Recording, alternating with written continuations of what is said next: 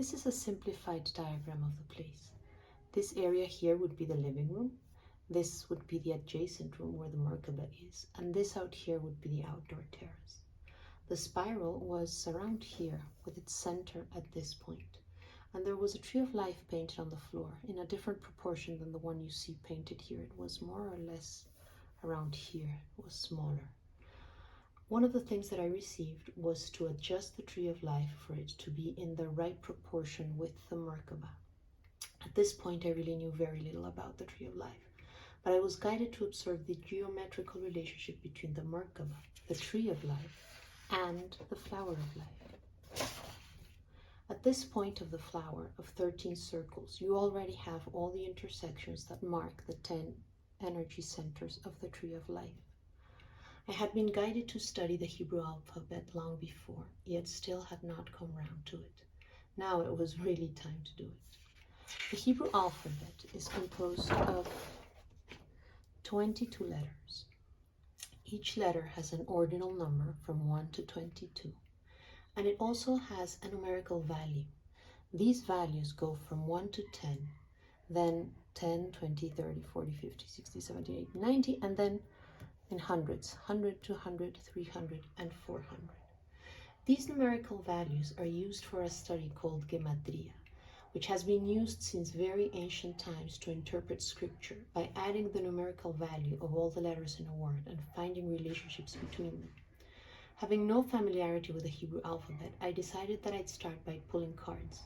One thing I did know is that each of these 22 letters corresponds to a major trump of the tarot, so I thought that'd be a good way to start. I'd pull one card, study the letter, meditate with it, then sometime later move on to the next letter.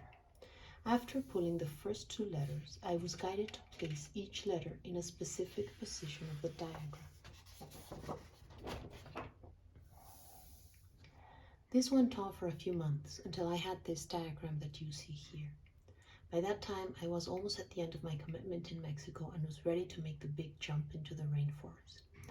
Right before leaving, a dear friend and Kabbalist who knew that I was interested in learning about the Hebrew alphabet gave me this huge set of books on Kabbalah for me to take into the rainforest with me.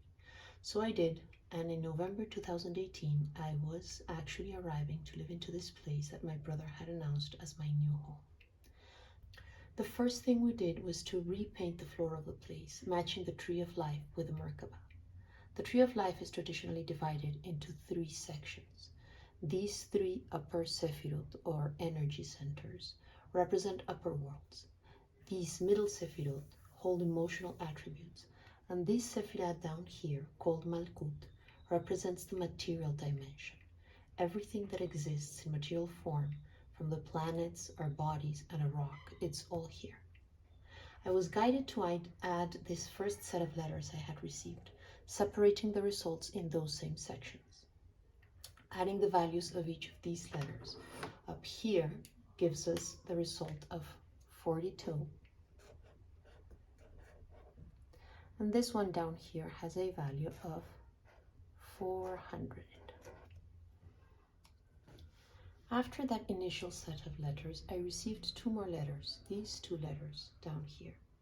Now these 2 letters add to 91. So we have these values. 42 for the first set, 91 for these 2 letters here, and 400 right at the bottom. In this diagram, you can see how I actually saw it in my mind's eye. This is the way I was guided to draw it. Every one of these symbols has a specific story. Some parts of it came in dreams, some other parts came in visions, but this is always how I saw the whole thing. The owner of the house was only there for a few weeks. He arrived right after me. We worked on making these changes on the floor. We rearranged the spiral so that the center coincided with the center here of the tree of life, called Tiferet. A few weeks later, he left, and I spent 9 months working on my own every single day on this 3rd floor.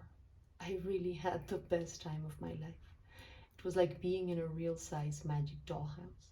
I'd wake up every morning at dawn with the waking sounds of the rainforest, and I'd go up there and listen to the lessons of the day. Most of the days I'd be guided to go into the spiral. Other days I'd be guided to study specific things.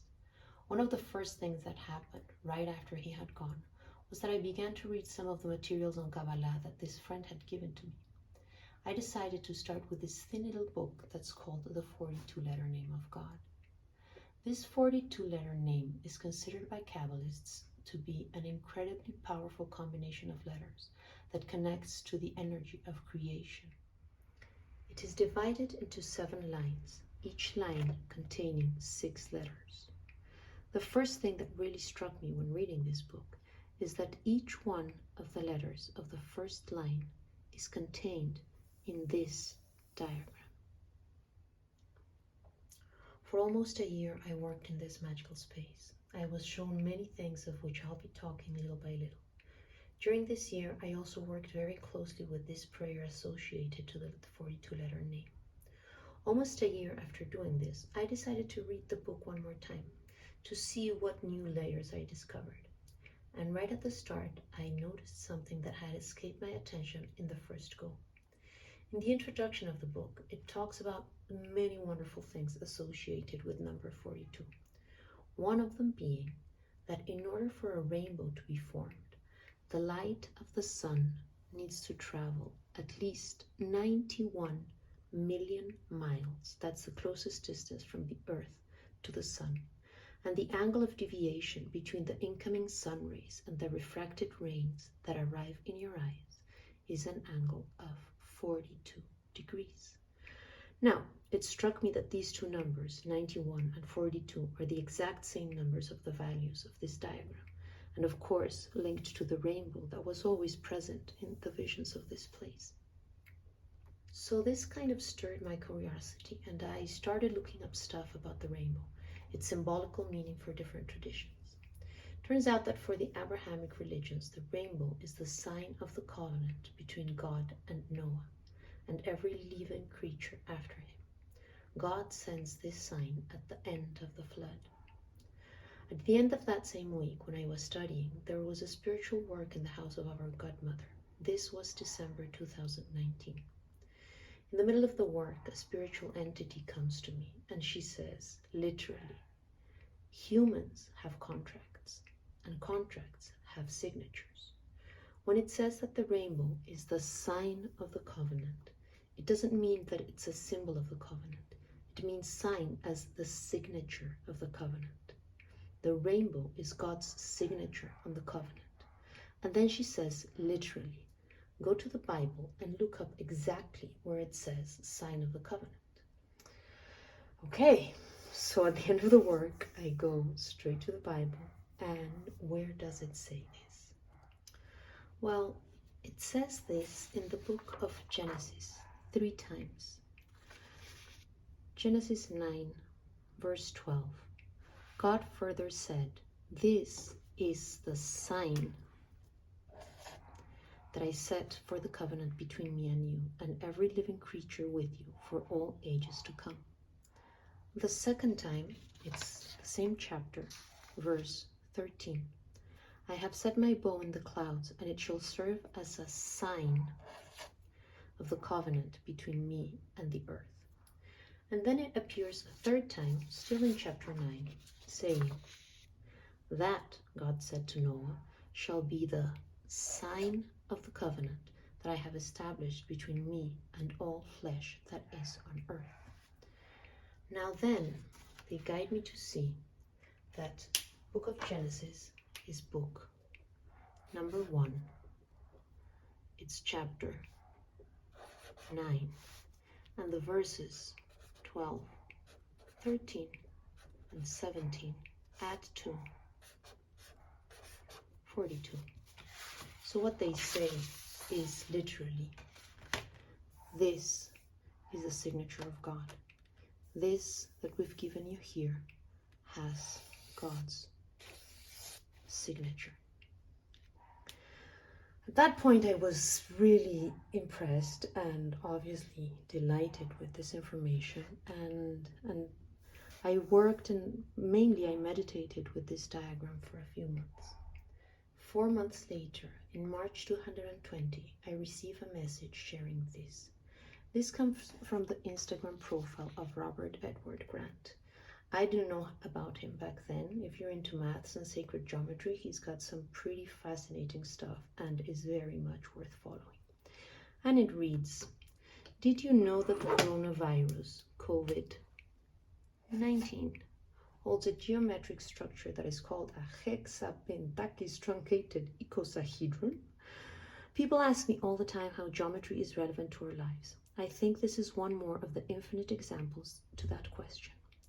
Our own DNA shares this merger of hexagons and pentagons. I guess it was pure coincidence that I discovered the stellated, elevated form of this geometry inherent to Metatron's cube, flower of life, just yesterday. In the photo of COVID-19, you may notice the inverted tetrahedral red sponges coming off the geometry. Interestingly, I counted 42 visible on the front surface. There are exactly 42 triangles on the visible surface of the hexapentakis truncated icosahedron I drew. So it turns out that this virus has exactly the same numbers of the signature that God gave to Noah at the end of the flood. Before going into the next bit of information, I would just like to add one more thing that I was guided to observe. According to tradition, and this is all Googleable information, Moses received the first 5 books of the Bible, that is, where this signature is written, in the year 1313 before Christ. That makes 2020 the year 3333 of these first 5 books of the Bible. In the Hebrew calendar, this anniversary year is the year 5781. The Bible was received in year 2448. This year began in September 2020 and ends in September 2021. What my guides say is that this time that we are living now, this 3333rd anniversary of the book, is an alarm bell, a wake-up call, an appointed date, the appointed time of our great change. This diagram here was the first of a series. With time, I was guided to make these other diagrams. They create something like 3 different panels, so to speak. The way I actually saw this was as if they revolved around one center. I had visions of this creating some sort of crown revolving around my head. This is my original drawing of it. I made this other drawing just for you to see clearly that it's like 3 separate figures, but the way I actually saw this thing was as one same thing with 3 different parts. One thing to notice is that the letters that we previously saw in this first diagram are attached to their positions, meaning that in these other diagrams you will find the same letter in the same position. For example, this letter Yud is always in this corner here. What changes is the letters that are active from one panel to the other. And in this panel here in the middle, we see these 2 new positions and these 2 new letters. One interesting thing is that the common denominator of the 3 panels is this triangle here plus the center.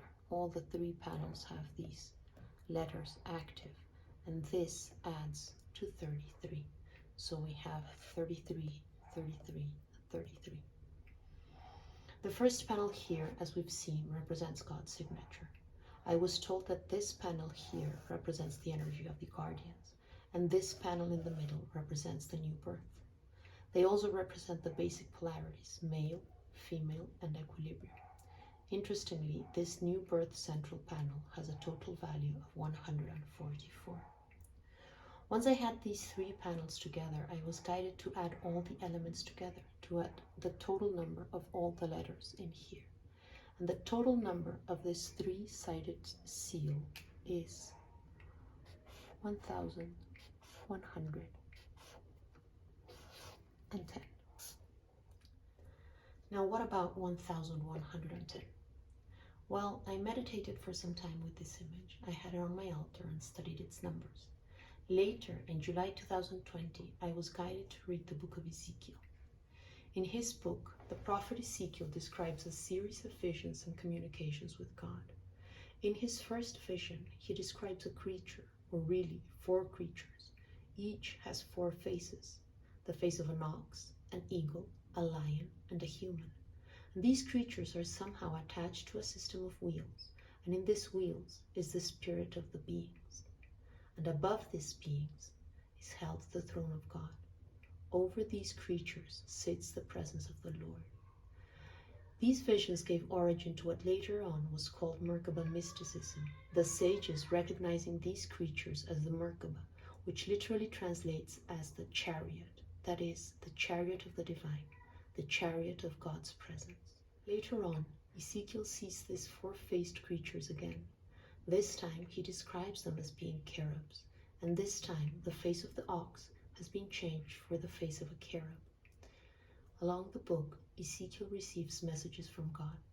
Mainly, God's to him and describes how awful humanity has been, how much they have forgotten and misbehaved, and goes into great detail describing what we've done and the atrocities that will happen due to this behavior, and sends Ezekiel to pass on the message. He also says that those who acknowledge this awful behavior and feel bad about it will receive a mark. He sends this man dressed in linen to place a mark on the foreheads of these people, and he says that those who bear the mark will not be touched. At some other point, Ezekiel describes a scene where dead bones are brought back to life. This was later called by sages the resurrection of the dead, and was identified as one of the first signs of the Messianic era. Later, Ezekiel is shown a divine temple.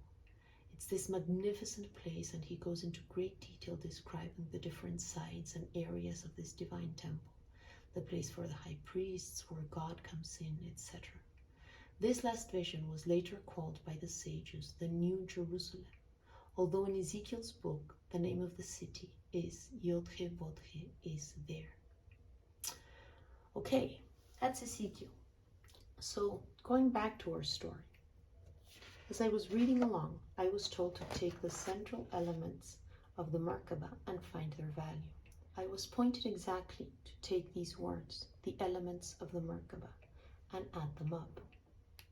These are the actual words used in the Hebrew Bible.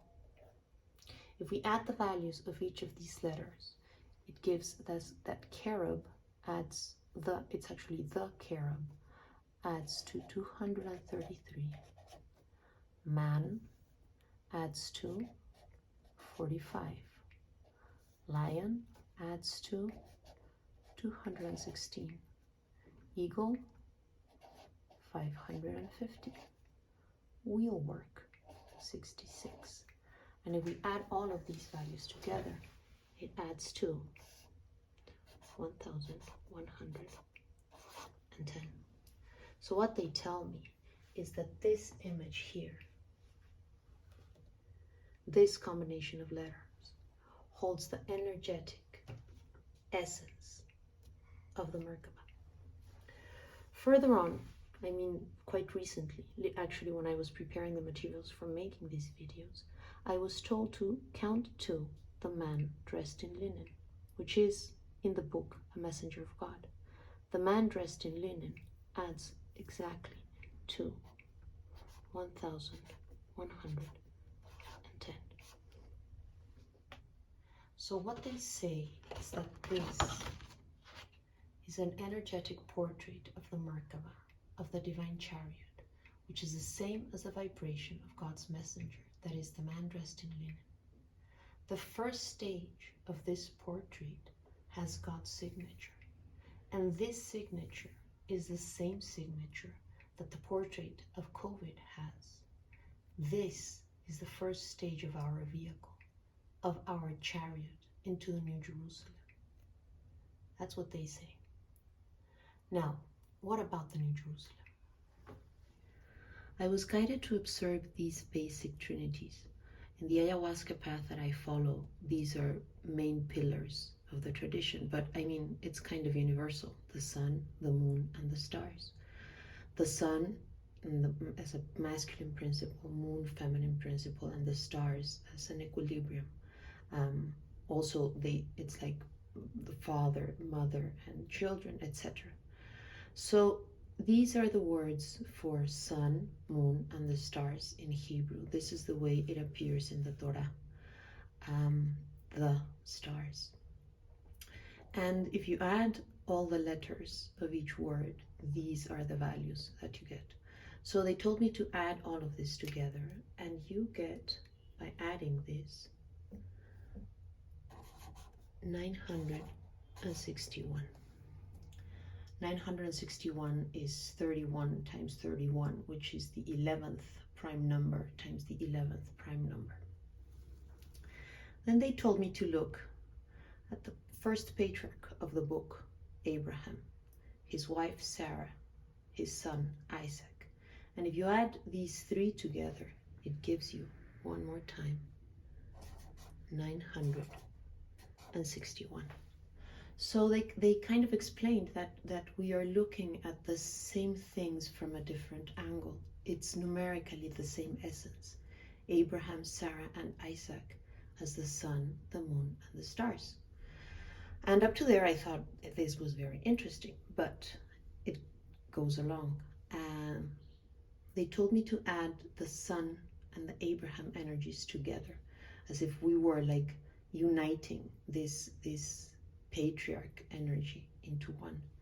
And that gave me the result of 888. And they told me literally, go look that up. So I go look that up. Google 888. And it turns out that 888 is the name of Jesus in Greek gematria. For the Greek alphabet, you can do exactly the same thing as you do with the Hebrew alphabet, and that's also a tradition that has been going on for ages, since ancient times. Each Greek letter had a value in the same way that each Hebrew letter has a value. And this has also been used to study sacred scripture. So it really was quite amazing to see that these two energies add up to the value of Jesus. These two, the stars and Isaac, the line of the children, gave me 311, and they literally say, look that up, look what that value stands for.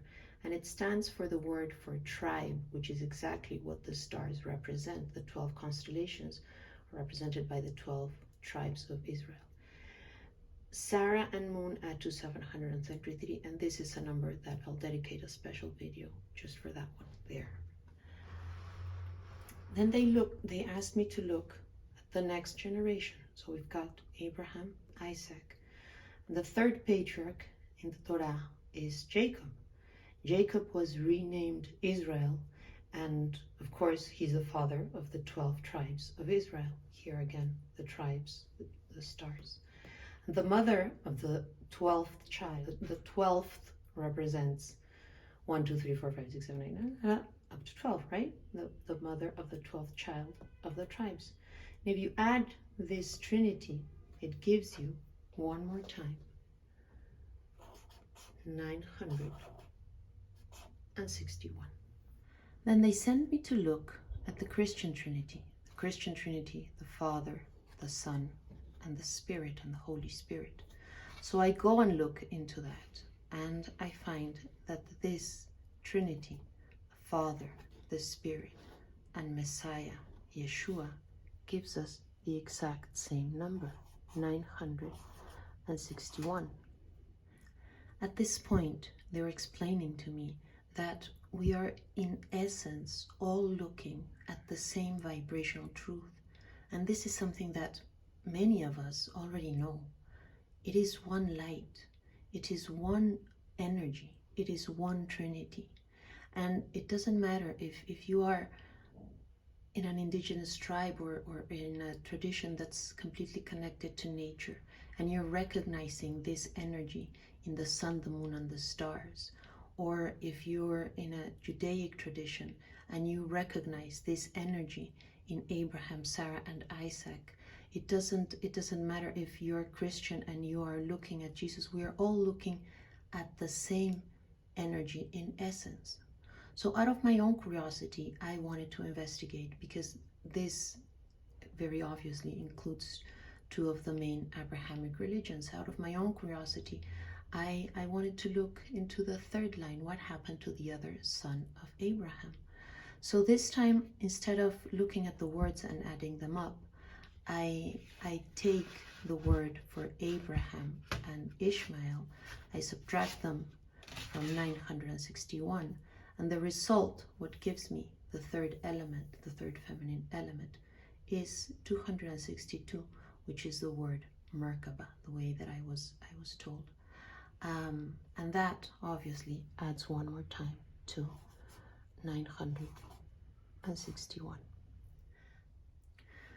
I already had this information when these other elements show up. It turns out that the New Jerusalem in Greek, using the Greek gematria system, gives you the exact same number. The New Jerusalem is 961. The heaven is 961. Now, the New Jerusalem is a term that appears until the New Testament. It is mentioned twice in the book of Revelation, but it is talking about this same energy of the divine temple, of the new rebuilt temple that Ezekiel is talking about in his book. The New Jerusalem in both books is expressing a state of total well-being. It's these temples, these dimensions. In the book of Revelation, the New Jerusalem is something that's descending from heaven. In the book of Ezekiel, Ezekiel is taken to this new city, to this new temple. But in both cases, it's talking about this state where well-being reigns. Now, what they tell me here is that this is about unity. This is about recognizing that there is one common light, or more than common, it is really one light. We are looking at it from different angles. And at their core, these traditions are connecting to exactly the same source from different angles. Whether you're looking at it in the sun, in the moon, and in the stars, or whether you're praying to Jesus, or whether you're connecting to Abraham, Sarah, and Isaac, we are all essentially connecting with that same light. Now, going back to our diagrams here, we are entering that stage. That's literally what they say. COVID has in its portrait this essence that opens the energy of God's chariot. And then we are shown that this time is arriving. Literally, that's what they say. This time is arriving.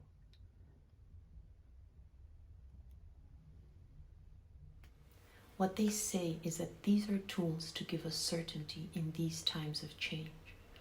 All of these numbers that I've shared, anyone can look up. These are literal words and numbers out there. In the Bible, in the universe, the precise coincidences are there. I was just pointed out to them. As far as I understand, they are giving us this as proof of synchronicity, partly as a tool for us to confirm what we already know, that this is the time of the big change, that this is the time we step up into unity. And also, these numbers are a clear pointer to recognize total synchronicity. They talk about the perfect divine orchestration. What they say is that these numbers are showing us that we are not walking in the dark. We are not lost in a sand desert. We are walking through a perfectly organized pattern, through a door that was timed from its beginning to open on its 3,333rd anniversary. It is all in perfect order, and all we need to do is choose. Are we going through as the seeds and shoots and blossoms of this new garden, or are we going to be compost? We are being perfectly held, perfectly guided. We each have an exact and unmistakable place within the sacred geometry of the whole. We need to trust that. But there is one thing that they do say.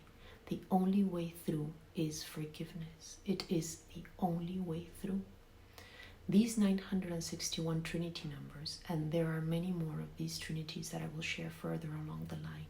But what these Trinities express is that in their truest core, our traditions are looking at the same reality. It is one, and we are one. And we know that. And we have known that for a very long time. But the essential message is that now, in the time of the big change, it is time to truly believe it as an actual truth, and most importantly, to act accordingly. And what does it mean to act accordingly? Well, how do you treat your neighbor? Literally, he is you, she is you. How do you judge others? And are you ready to forgive them? Because they are you. And that means all of us. It means looking at our darkest places with compassion. Compassion for the warmongers, compassion for the doers of our worst nightmares. For a second, imagine the darkness in their hearts. That is also you. And what are you going to do about it? Are you going to judge and throw more darkness into that? Are you going to stay in your grudges and your thirst for justice, knowing that that is you? Or are you going to offer yourself some compassion and forgive yourself? It is time to stop fighting about right and wrong. The transition is happening now. The time to forgive is now. Because if I know that we are one, then you are I. And then the best I can do is love you. To repent means to come back to ourselves, to come back to our center, to our shore. Once we've realized how far from ourselves we've gone, it's time to come back to unity.